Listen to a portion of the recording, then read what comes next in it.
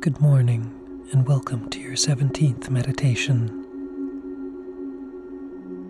Has anyone you love ever expressed views that are anathema to you? Views that run contrary to what you understand to be your most basic moral principles? Perhaps we've all experienced the beer-emboldened uncle who lets slip some joke in poor taste over a family dinner.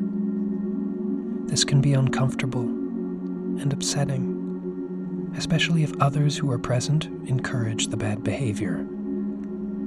But what if it's your parent, or a sibling, or a son, or a daughter, or a close friend who holds these problematic views? And what if the joke is a fully fleshed out belief system that's so deeply ingrained that they regard it as a fundamental piece of their identity? It can be difficult to know how to respond to either situation.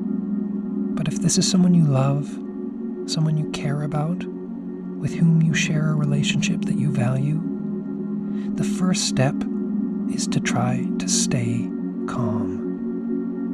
Sometimes our loved ones say and believe things that are so upsetting to us that it's difficult not to lash out, to become angry and belligerent. But you probably already know that this kind of aggression only tends to separate people further, lessening the potential for any kind of mutual understanding and empathy. Next, be careful not to be dismissive of your loved one.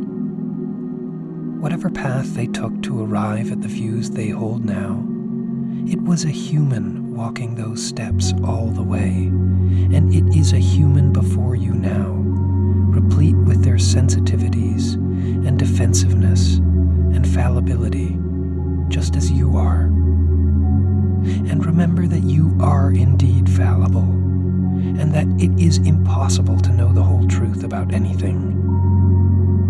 Remember that we all have certain biases that guide the opinions we formulate and the information we seek out. And remember that increasingly, that information we seek out tends to confirm the biases we already hold. This is true for you just as much as it's true for the person with whom you disagree. Only once you've taken all these steps to be a generous and sensitive interlocutor should you try to state straightforwardly and undramatically how your loved one's views make you feel. It's unlikely that throwing facts at them will help anything, at least at first. We've seen throughout history that belief systems tend not to be based on facts, but on feelings about what constitutes right and wrong. So appeal to that most human side of them. Tell them genuinely that you love them. And remember that saying, "I love you, but," is not a genuine profession of love. Never say, "I love you, but." It will always sound patronizing, and perhaps unsurprisingly, being patronizing is another thing you'll want to avoid. Lastly, don't expect immediate conversion. There may not be any conversion at all, and that's fine.